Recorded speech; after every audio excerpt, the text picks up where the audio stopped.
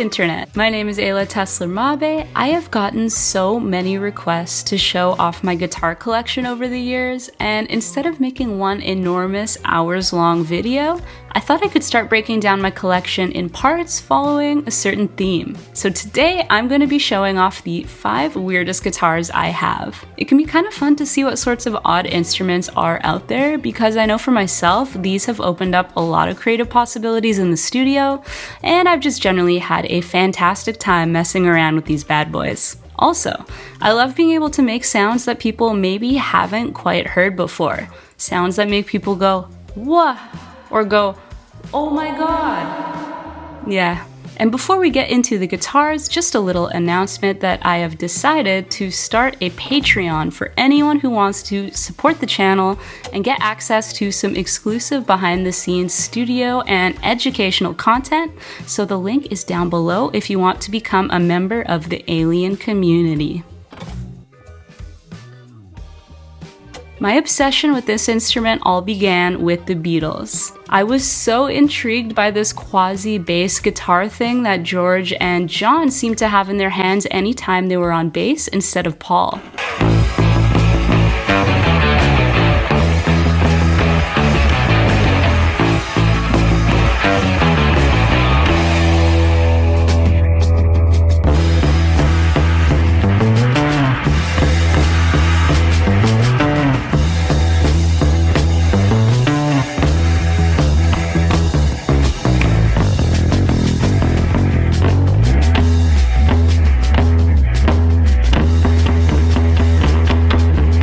I'm so lucky to have such support from the beautiful people at Fender, especially the one and only Fender Billy.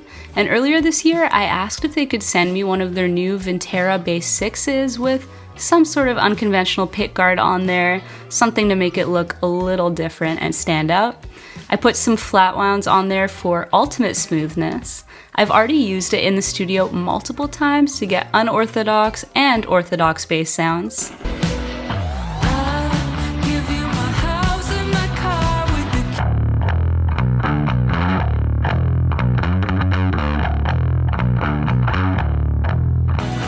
Bass chords like Thundercat,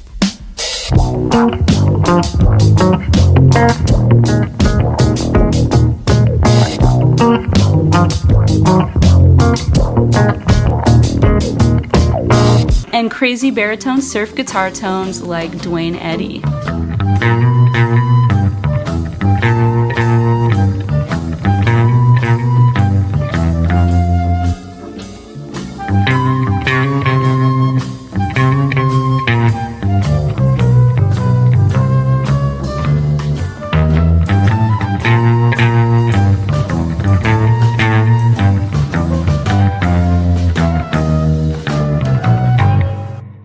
Some of you out there might be thinking, that Dwayne Eddy style playing kind of reminds me of the theme to the TV show Twin Peaks, which by the way is probably my favorite TV show of all time. Well, that is not a coincidence. Kenny Landrum, who played synth on the iconic Angelo Badalamenti score, was told to add something 50s sounding. He had a Dwayne Eddy guitar sample on his emulator too, and the rest is history.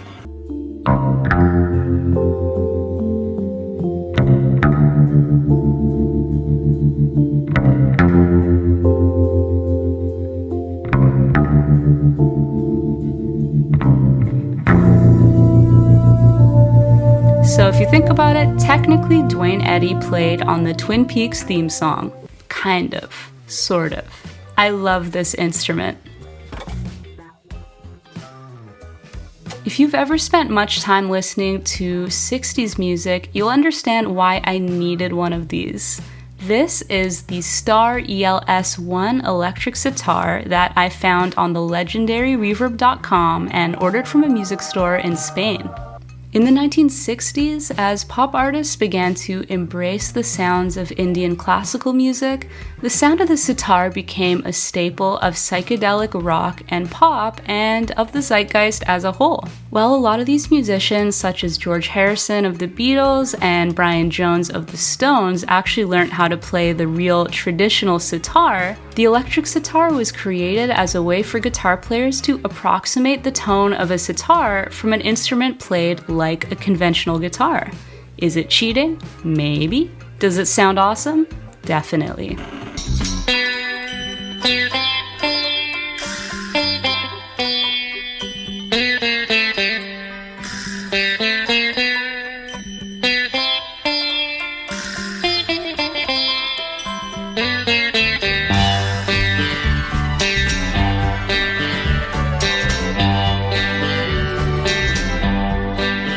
While to me this instrument is synonymous with the sound of the 60s, I can think of so many hit songs from practically every decade since that feature an electric sitar.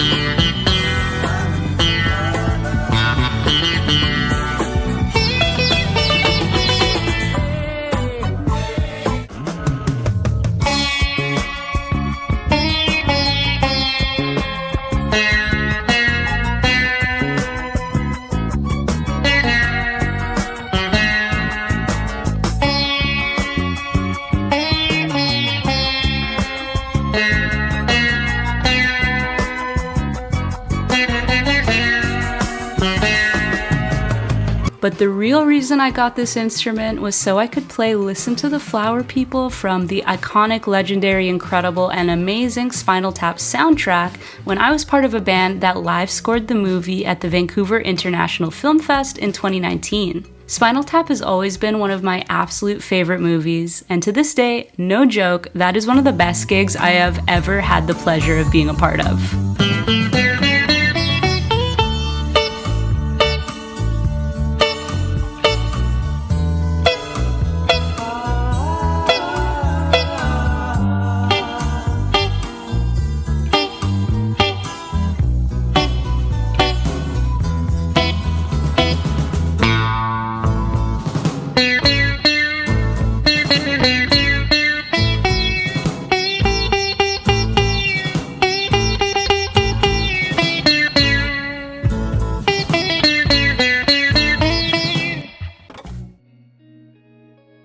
My intrigue with the concept of a guitar strung upside down all started when I was a teenager, and I attended the week-long guitar sessions summer program at the Berklee College of Music.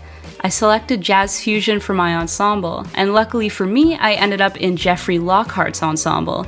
He is this ridiculously cool guy who wears sunglasses indoors and plays a guitar strung upside down.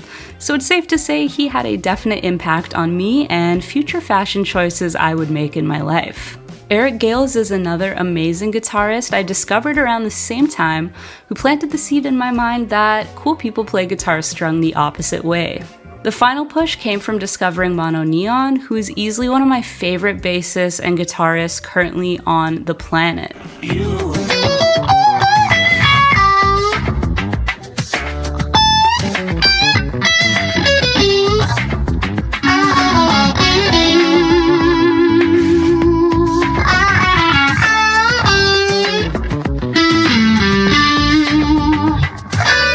Having a guitar strung this way immediately breaks you outside of your muscle memory and phrasing habits. It makes the guitar feel like a totally new instrument. It makes me feel like I'm a beginner again.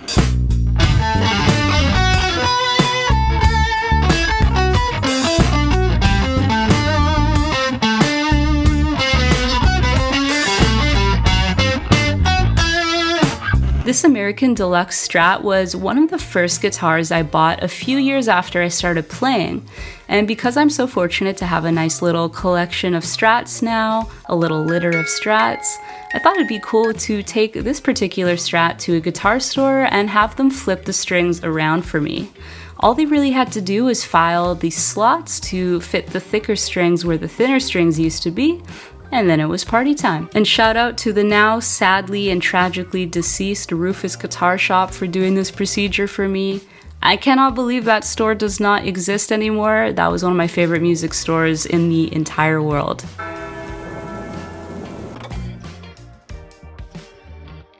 Okay, so this guitar has a bit of a cool story. For those who are up to date on their Ayla lore from the past decade or so of my life, you might know that I ended up in a Weezer music video for their cover of Take On Me. I know, that sounds like a made-up sentence. I sometimes wake up in a cold sweat in the middle of the night and remember that that happened, and I'm like, that was cool, and also unbelievably random. Great. So I ended up getting to play a sick 1980s Casio DG10, and I was able to take it off of the set with me. Also, as a side note, because I totally forgot until literally just now, but that same American Deluxe Strat that I talked about a moment ago, the one that is now strung upside down, also made its way into the Weezer music video. Kinda crazy. But yeah, this Casio MIDI guitar is so goofy and so sick. It has a built-in drum machine and 12 different crazy sounds to choose from, including but not limited to funky clav, jazz organ, mandolin, trumpet, and so many more. And I think I just need to show you how crazy this instrument sounds. It is so 80s and so awesome.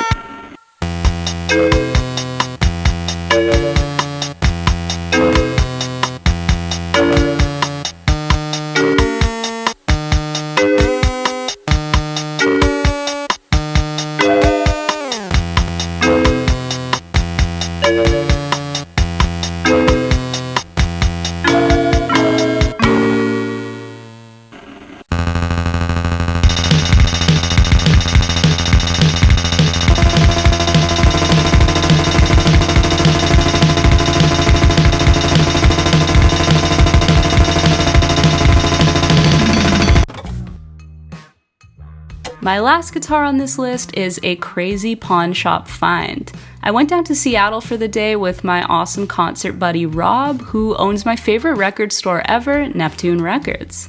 We were there to see the incredible modern jazz singer Lady Blackbird, and with a couple of hours to spare before the show, we found ourselves wandering into a cool pawn shop downtown. There was a 60s Framus Archtop that caught my eye. When I looked closer, I noticed the weirdest thing.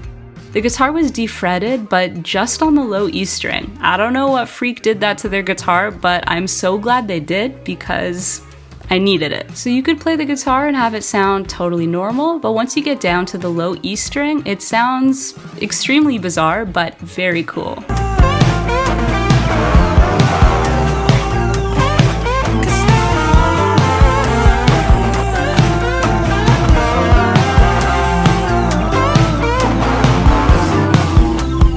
Kind of a one-of-a-kind sound.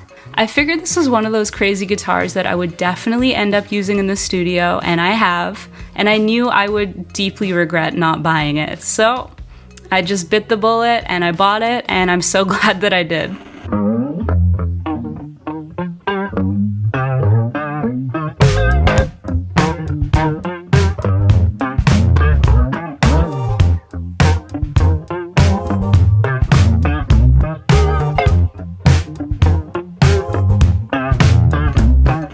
Hey, that was fun. I hope this video at least partially satiated the people out there who have wanted to see my guitar collection, and was just generally a fun time for all of you.